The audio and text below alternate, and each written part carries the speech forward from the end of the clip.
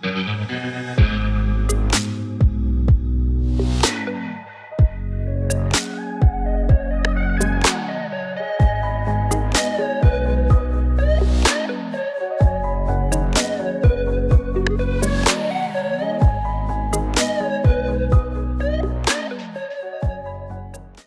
guys, welcome to my YouTube channel. My name's Allie Wilkins. I am an oracle, I'm a priestess, and I'm a teacher of the ancient feminine lineage.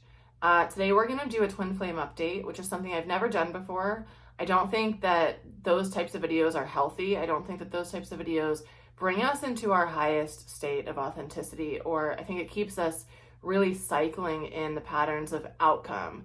When are they going to come? What are they doing? What are they up to? Have they left their karmic partner? You know, it isn't supportive. This video is a little bit different because this is just reporting on what I've been feeling in the collective, because it feels like there are major, massive changes happening. And I was reflecting on, I don't really want to film this right now. I don't feel like I'm bleeding. There's been a lot of energy today. My hair is greasy. I don't have any makeup on. I'm just maybe I'll film it tomorrow when I look cuter. And this is just the perfect space to report on the whole twin vibe, right? Because the twin brings out the deepest aspects of you that really no one else can reflect to you. So me coming in my most natural, authentic form is very appropriate for this.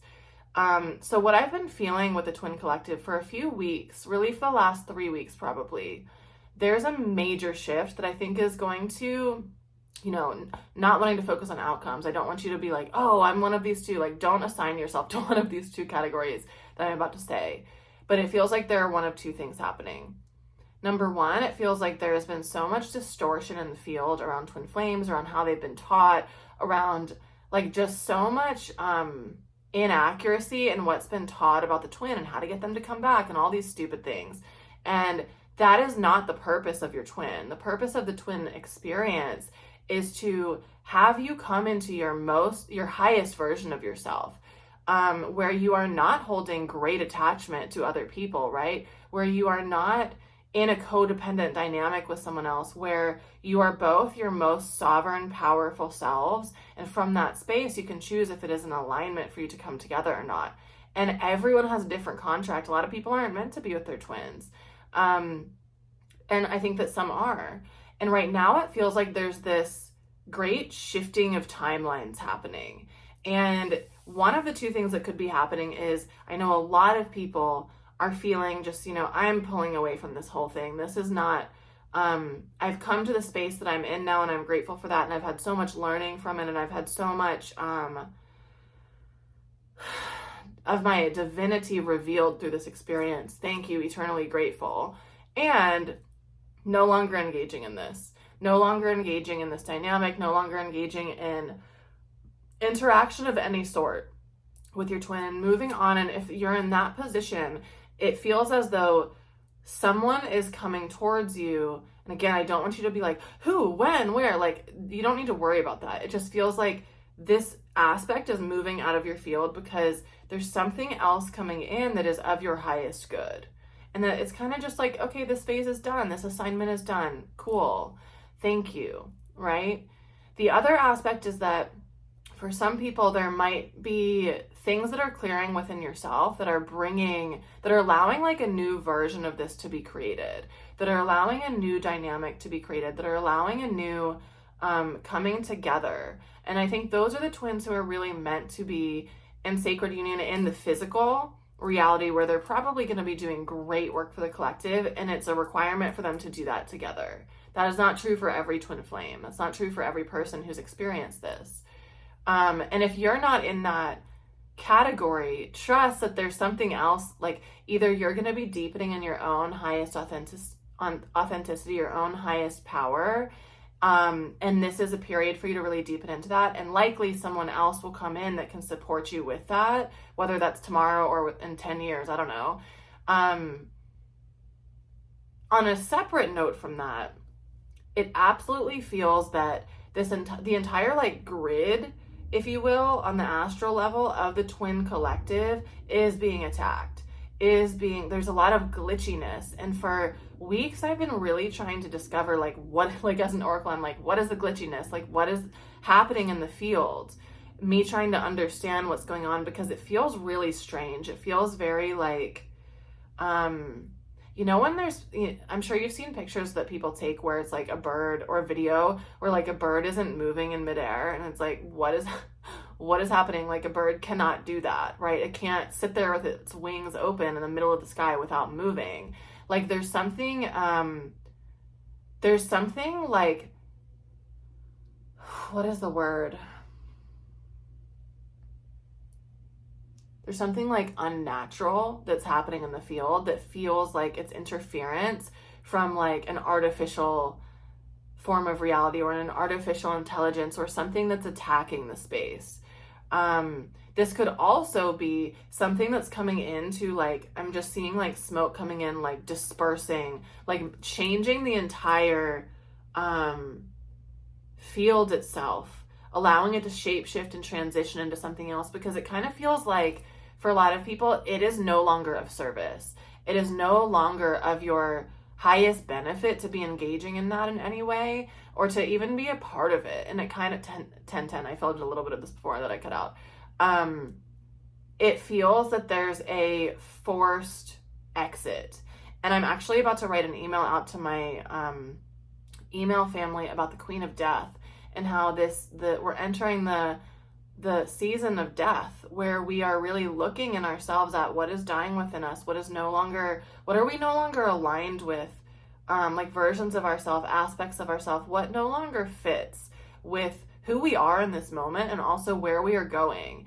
And so for a lot of people, the whole twin experience was just 1044 is about to completely shift and change and dynamic, and almost like you're just unplugging a lamp, right? There's just no more electricity moving towards that, because it's not beneficial for you. And this isn't on a personal level. This is on like a collective level. Like we've been talking about how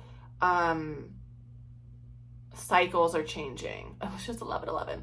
Cycles are changing, cycles are shifting, and there are new assignments coming into your field. There are new energies coming into your field. And so if you're someone that is like, you know what, this is just not a fit anymore. Like I don't want to engage in this on any level, on the spiritual level, on the physical level, on the astral level, knowing that you're never separated from your twin, because you're literally two of the same soul. You're mirror images of the same one soul that has broken into two polarities, right? You're never really going to be able to get away from them, in terms of you have a permanent connection and telepathic experience with them. But how much we're choosing to engage in that is going to be greatly shifting, and whether you have any availability for that anymore in any capacity. And so what I want you to consider and think about, what aspects of you are dying off? No matter which of these two categories you may or may not feel that you fit into, what aspects of you are dying that are no longer in alignment with the running, chasing bullshit, that are no longer in alignment with like, for me, and I've been talking about this in my class, the Realm of the Dark Feminine, we've been sitting with this, especially this particular week, around what are our standards and what are our boundaries, and how are we holding those boundaries, right? So for example, if you're holding a standard that your man chooses you boldly and courageously and proudly shares you with the world, but you're engaging with someone who like won't even tell people that you're their wife, or you're dating them, or things of that nature, like that is not holding the boundary. You're not holding the boundary there. So the aspect of you that might be dying in that is your ability to hold space for someone, no matter how much you unconditionally love them, that is not bringing that into your space, right? Now there's also, it feels, while aspects of you are dying, there are also aspects of everyone in the world, and perhaps just in the northern hemisphere, because we're going into the winter season. So this could be different if you're in the southern hemisphere. But there are aspects of everyone that are dying. So also knowing that this could mean that there's changes and shifts coming in the other person as well, that might showcase some different things to them about how they haven't been showing up, about how they haven't been holding you with the word that's coming in is like the dignity or the respect that is truly deserved. And so this might sound like, Allie, you're not really saying what's happening in the field. And it's like, you need to disconnect from that. Don't be connected to the outcome whatsoever. However, for you, what are the things you've been recognizing within yourself? What are the aspects that have been dying off? And these all feel like huge revelations. Like, they're not like little teeny things or little tiny observations. If you've met your twin, then you are in the spiritual experience, right? You are highly self-aware. You are paying attention to how you're showing up in the world, and you're paying attention to your shadows and your light qualities, and you're aware of all that stuff, right? These feel like big pivotal moments of shifting and of change and of recognition. So what you really want to sit with as this change is happening, and perhaps as there's, like I said, artificial frequencies coming in that might be distorting some things, it also feels that there's just, the word coming in as a major interruption. A major interruption of how you've been relating to this, of how much power you've been giving to it. And so the results are going to vary for everyone. I do think they're going to be one of those two categories that I listed before. But what is it that you no longer hold space for in your life, in yourself, and other people? What are the revelations that you've been feeling into that it is really time for you to hold, that it is really time for you to step into, that it is really time for you to embody and make choices in alignment with that embodiment? And what are you available for in your life, right?